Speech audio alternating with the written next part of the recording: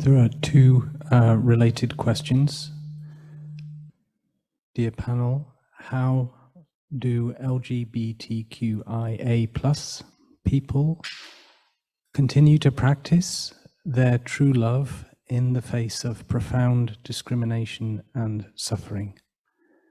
And secondly, hello, my name is Ai from Yogyakarta, Indonesia. I am working with the LGBTQ issues, and I have received a lot of narratives and discourses here about not being able to be LGBTQ and also be spiritual.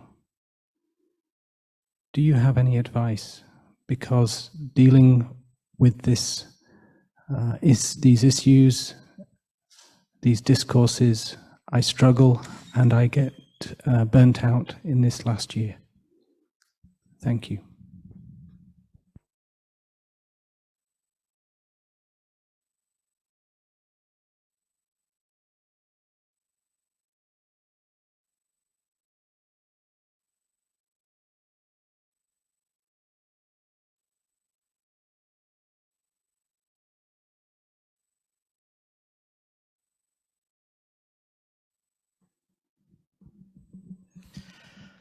Dear Thai, dear Sangha, somehow the brothers and sisters look at me. So,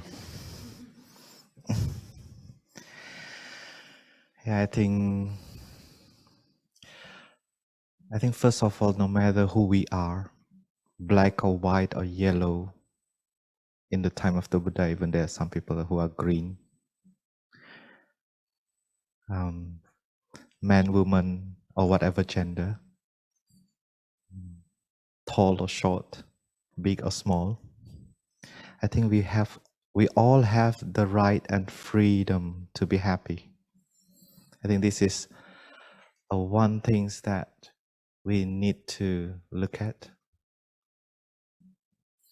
The rest are all drama. Outside of that, they are all drama. And when we are in the middle of the drama, we need to play. We play our part and enjoying playing our part. And in the drama, sometimes we have to play angry person. And sometimes in the drama, we need to play kind person. And sometimes in the drama, you just play as someone who passing here and there in the scene. When we see a scene in a movie, we have this kind of thing. We can be a main actor, we can be a supporting actor, we can also be just a background, and we can be also a stuntman.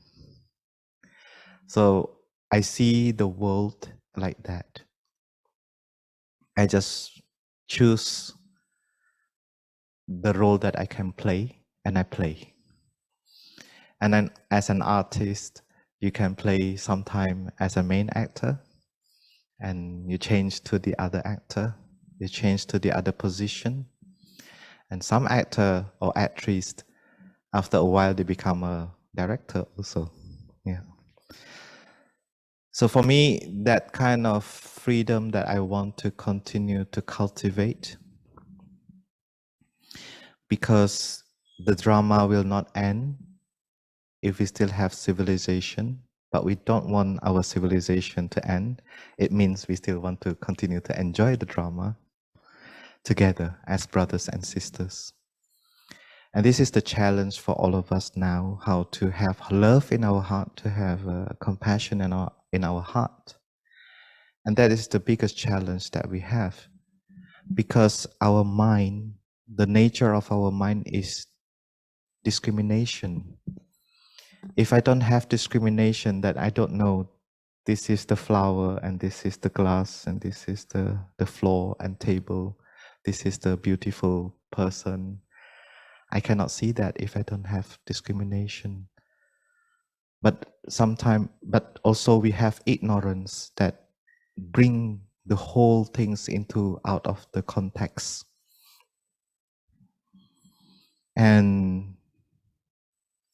And out of insecurity, out of uncomfortable feeling, out of fear, we search for something else, and we react from that base, from the base of anger, fear, and anxiety, and therefore the violence manifest.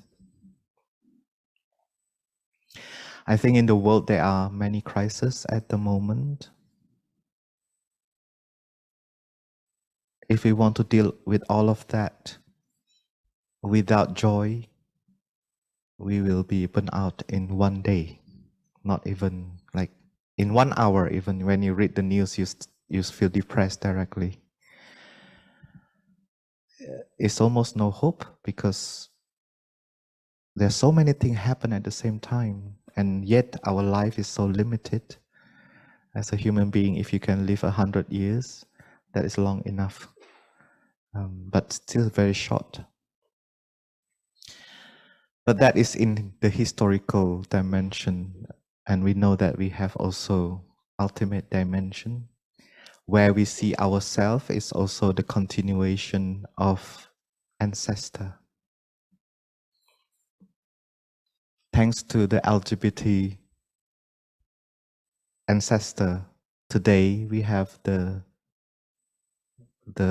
freedom that is not exist, that was not exist in the past.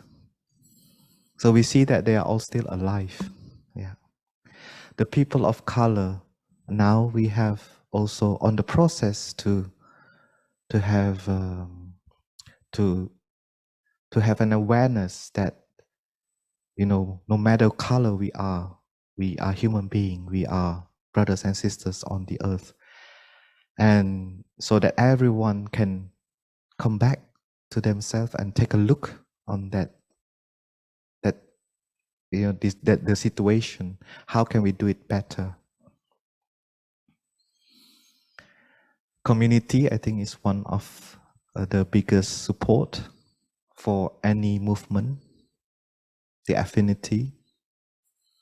Because when we are in the affinity and in the community, we know that we have support, we know that we have freedom, we know that we can be fully there. So the affinity is not to separate things into boxes. It's not to discriminate between one boxes to the other boxes, but it is just to give a space that we feel safe. As soon as we feel safe, we are healed. Yeah. It's the same with monastic and lay practitioner. It's not like to discriminate that we are monastic and this is lay practitioner.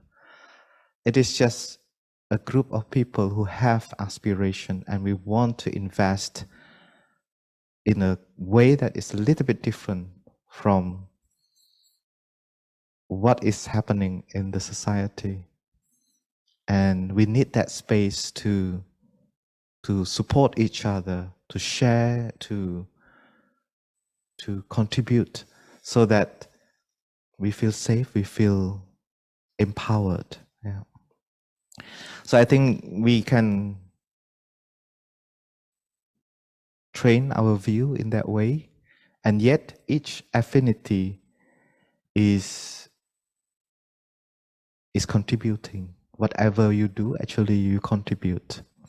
As we share in the teaching, that all action has our signature, so all action count. There's no action that is not count. Yeah.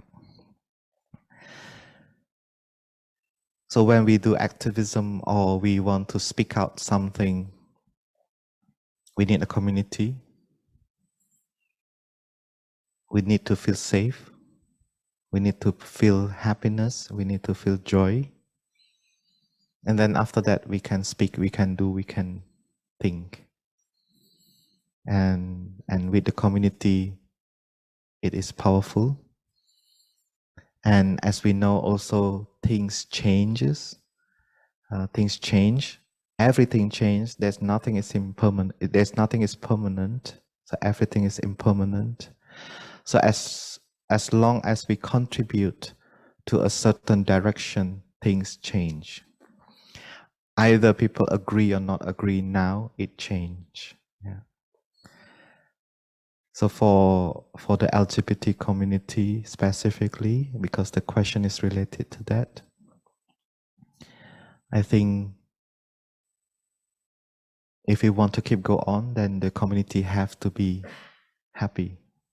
Then the community have to be building community that has the base of brotherhood and sisterhood and siblinghood. I think this is also applied to all affinity of activists. This is from myself. Maybe my brothers and sisters want to add more. This is also probably the last question because our time is almost ending. Please, my sister.